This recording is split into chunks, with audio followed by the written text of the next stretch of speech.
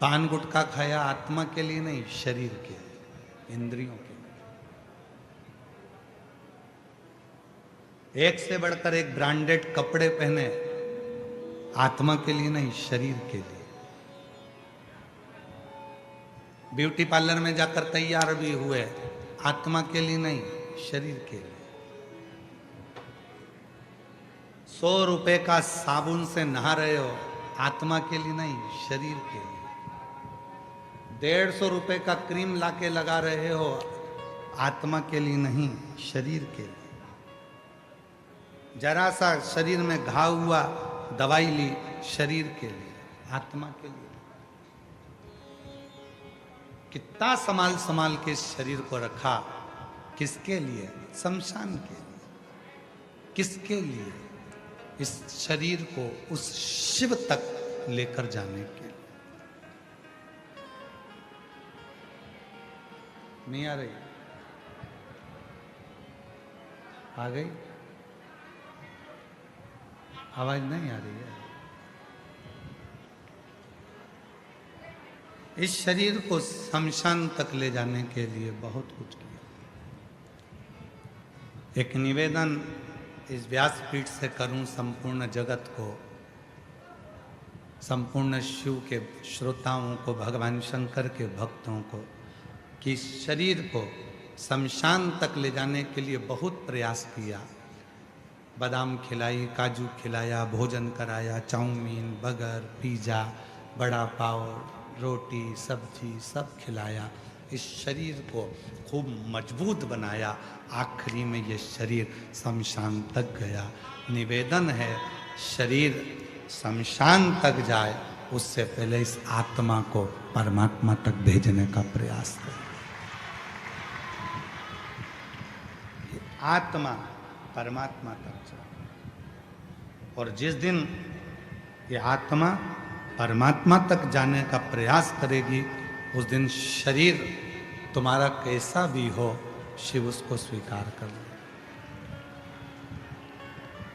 आवाज नहीं जा रही है भाई, आप लोगों को बोल दिया 2 बार 3 बार उधर पीछे, आवाज बढ़ाइए।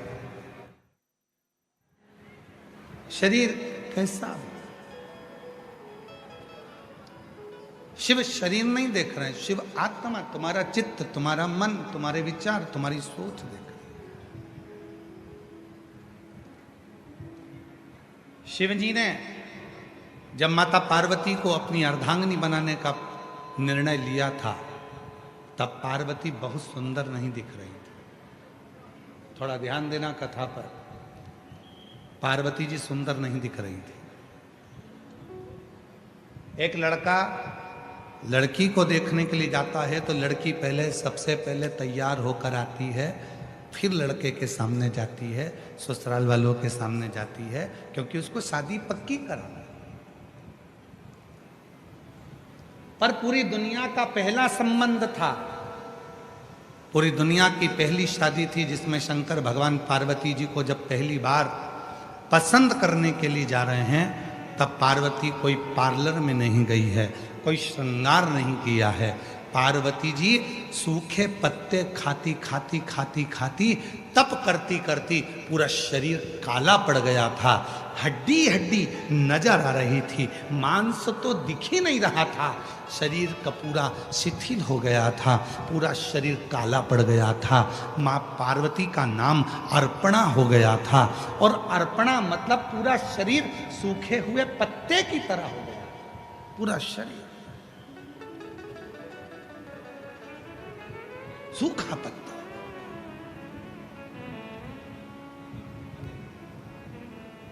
अब भगवान शिव अगर पार्वती जी से विवाह करना चाह रहे हैं, तो पार्वती को तो सुंदर होना चाहिए था, पार्वती को तो सुंदर स्वरूप धारण करना था, पार्वती को तो अच्छा दिखना था।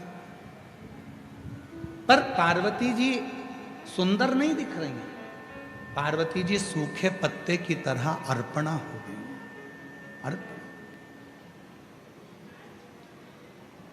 और यही शिव है। शंकर भगवान तुम्हारी सुंदरता नहीं देखते, शंकर भगवान तुम्हारा स्वरूप नहीं देखते, शंकर भगवान तुम्हारा कपड़ा नहीं देखते, शंकर भगवान तुम्हारे आभूषण नहीं देखते, शंकर भगवान तो जैसे पार्वती बेहोश होकर सूखे पत्ते की तरह अर्पणा होकर पार्वती जी जमीन पर पड़ी थी, बेहोशी में पड़ी थी, और उस समय पर शंकर भगवान ने पार्वती को पसंद किया। बस शिव तुमको सुंदरता ना देखते हुए, तुम्हारी वस्त्र आभूषण ना देखते हुए, जिस दिन तुम मन से शंकर के चरणों में जाकर पड़ जाते हो, उस दिन शिव तुमको स्वीकार कर लेते हैं तुम्हारी सुंदरता से, तुम्हारे वस्त्र से, तुम्हारे आभूषण से नहीं, तुम्हारे वस्त्रों से नहीं, तुम्हारे आभूषण से नहीं, शिव स्वीकार करते हैं।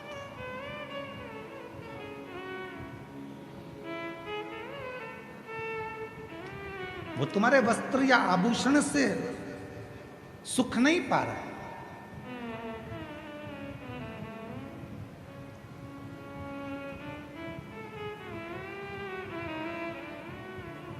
शिव ने स्वीकार करा, भगवान शंकर ने स्वीकार करा तुम्हारा हृदय, तुम्हारा चित्त, तुम्हारा मन।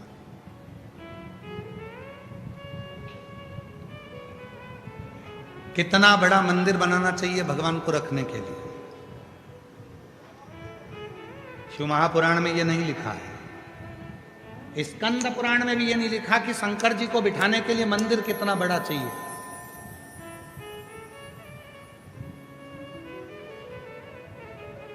घर में कितना बड़ा मंदिर बनाना चाहिए, यह भी शिव पुराण में नहीं लिखा। शिव जी को बिठाने के लिए मंदिर कितना बड़ा होना चाहिए, यह शिव पुराण में नहीं लिखा। और इतना जरूर लिखा है, शिव को बिठाने के लिए मंदिर भले कैसा भी हो, पर शिव को बिठाने के लिए मन बहुत बड़ा बनाना है। मन बड़ा, हम आप मन छोटा करते जा रहे हैं, अपना दिल छोटा करते जा रहे हैं। हृदय कान तो बड़ा हो गया, कमरे भी बड़े हो गए, बिल्डिंग भी बड़ी हो गई, मकान बड़ा हो गया, गाड़ी बड़ी हो गई, कमरे बड़े हो गए, बाथरूम बड़ा हो गया, किचन बड़ा हो गया, रसोई घर बड़ा हो गया, लॉन बड़ा हो गया, गार्डन बड़ा हो गया, हॉल बड़ा हो गया, पलंग बड़ा हो गया, भोजन करने की टेबल बड़ी हो गई, श्रृंगार करने की टेबल बड़ी हो गई, बर्तन बड़े हो गए, पर दिल छोटा होते चले गए, मन छोटा होते चले। क्यों गुरुजी? आप कैसे कह सकते हो कि मन छोटा हो गया? अंदाजा लगा कर देखो, तुम्हारे कमरे में जेठानी देवरानी के बच्चे आकर बैठ जाएं, ननंद के बच्चे आकर बैठ जाएं, रिश्तेदार आकर बैठ जाएं, तो घर की बहुओं का मुंह भगोने जैसा हो जाता है। हमारे कमरे में बैठे रहते हैं 24 घंटे, इनके पास कोई काम नहीं है, दूसरी जगह बैठे, बाहर जाके बैठे, सोफे पे बैठे, मेरे कमरे में बैठे रहेंगे। मन छोटा हो गया। पहले मन बड़ा था, कोई भी आए, कहीं पर भी बैठे, पूरा घर सबका है, सबका बंगला है, सबका कमरा है, बड़े प्रेम से। मन छोटा हो गया, मन छोटा।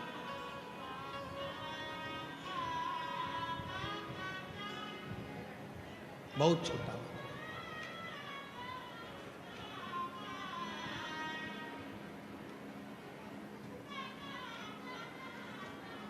एक निवेदन हम करना चाहेंगे, यहाँ पर जो लोग अंदर पानी बांट रहे हैं उनसे हमारा निवेदन है, आप लोगों से करबद्ध निवेदन करें, जो अंदर बैठे हैं उनको पंखों की हवा लग रही है, पर जो धूप में बैठे हैं आपके पानी की ज़रूरत उनको है। आप पानी, जो धूप में बैठे हैं, पंडालों के बाहर बैठे हुए हैं, टेंटों में बैठे हुए हैं, आपसे निवेदन है, अंदर वालों आपके पास पानी है कि नहीं है? जम के बोलो जरा, ठीक है? कोई दिक्कत तो नहीं है? अगर आपके पास में है, ज़्यादा भी भर लोगे तो घर जाते जाते फेंकोगे, इसलिए बाहर धूप में बहुत लोग बैठे हुए हैं, जो अंदर पानी दे रहे हैं उनसे निवेदन है, जो छाता लगा लगा कर बैठे हैं, छोटे छोटे बच्चे उनके पास में हैं, उनकी बॉटल उन भरो, उनको पानी दो, अंदर के लिए छोड़ दो।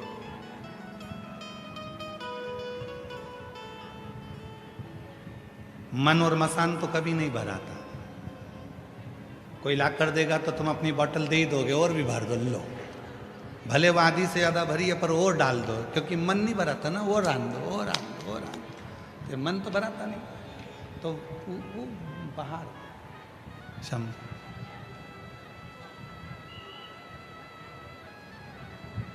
शिव कथा कह रहे, भगवान शंकर का चरित्र कह रहा, मन छोटा होता गया, मकान बड़ा होता गया, घर बढ़ता गया, गाड़ी भी बड़ी हो गई पर मन छोटा हो गया। घर का एक सदस्य अगर कहीं जा रहा है और दूसरे सदस्य ने कह दिया कि मुझे भी वहां तक छोड़ देना, तो मन में आएगा हम जाएंगे तभी आना है इनको साथ में, बाद में चली जाना, बाद में पहुंच जाना, पर हमारे साथ ही पीछे लगना है ना, मतलब मन छोटा हो गया, मन छोटा, मन बड़ा। और शिव महापुराण की कथा कर रही अपने मन को बहुत बड़ा बना, बहुत। मेरे भोले तेरा सहारा है, मेरे भोले तेरा सहारा है, मेरी नैया का तू किनारा है, मेरी नैया का तू किनारा है, मेरे बाबा तुझे पुकारा है, मेरे बाबा तुझे पुकारा है, मेरी नैया का तू किनारा है, मेरी नैया का तू किनारा है। मन को बड़ा बना, मन। एक संवाद आया है बड़ा सुंदर शिव महापुराण का, चंद्रशेखर चंद्रमौली शिव महापुराण की कथा जो भूसावल में चल रही है, उसका बड़ा सुंदर एक संवाद है। एक बार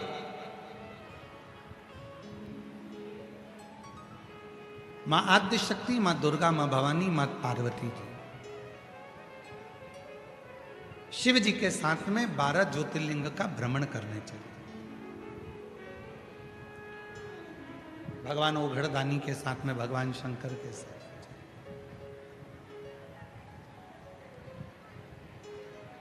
और शिव जी के साथ में मां आद्य शक्ति, मां जगत जननी दुर्गा भवानी जब 12 ज्योतिर्लिंग का स्मरण करने के लिए महाकाल वन में गई, महाकाल वन में जाने के बाद में फिर नंदन वन में गई,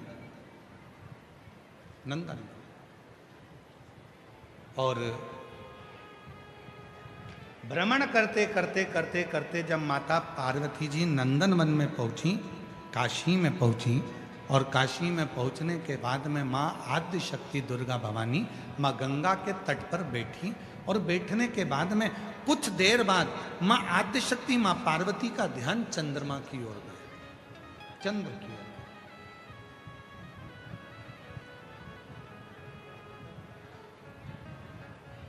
माता पार्वती का ध्यान गया चंद्रमा की ओर। एक टकटकी लगाकर मां पार्वती जी चंद्रमा को देख रही थी, एक टकटकी। और हमने पहले भी कथा में कहा है, जब शरीर में यदि कोई काया का रोग हो जाता है, शरीर में कोई चर्म रोग हो जाता है, कोई काया सफेद पड़ गई, कोई चमड़ी काली पड़ गई, कहीं दाग पड़ गया, और वो काया का रोग यदि मिटता नहीं है, तो हमने पहले भी एक बार कहा था, फिर कहते हैं, जैसे हरी दूबा होती है, दूब देखिए आप लोगों ने, जम के बोलो जरा, दूबा देखिए गणेश जी को चढ़ती है, क्या बोलते हैं उसको? दूब, दुर्बा। तो जो दुर्बा होती है, जैसे बगीचे में दुर्बा लगी होती है, वैसे ही बगीचे में दुर्बा के साथ में जब दुर्बा लगती है तो उसी के साथ एक सफेद कलर की दुर्बा भी होती है, एक सफेद दुर्बा भी होती है।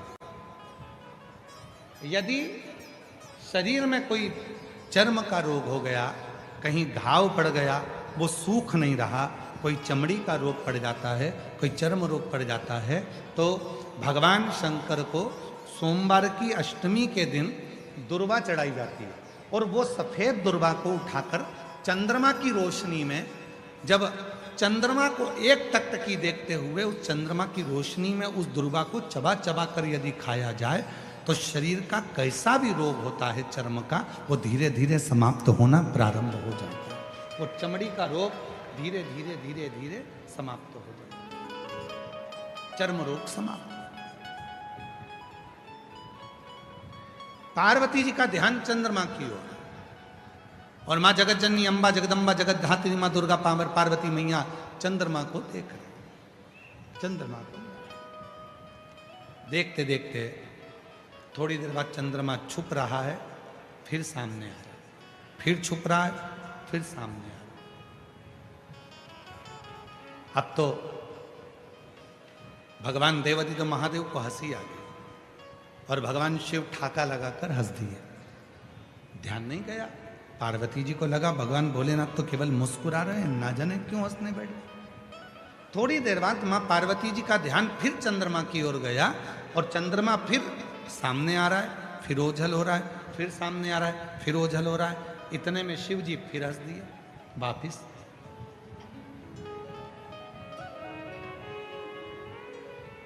भगवान शंकर फिर मुस्कुरा दिए। पार्वती जी से अब रहा नहीं गया और माता पार्वती जी ने पूछा, बाबा एक बात कहेंगे प्रभु?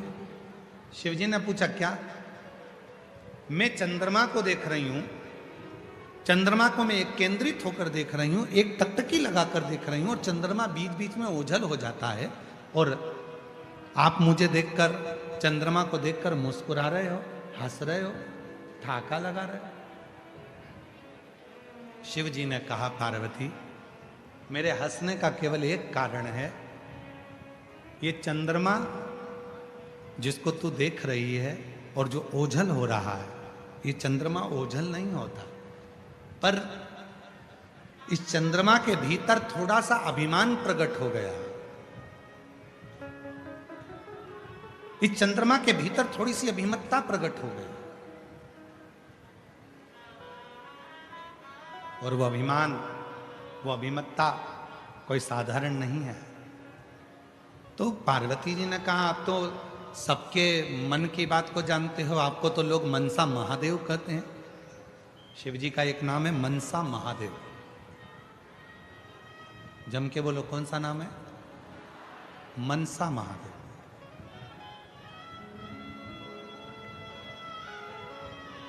शिव जी का एक नाम मनसा महादेव भी है। मनसा महादेव से मतलब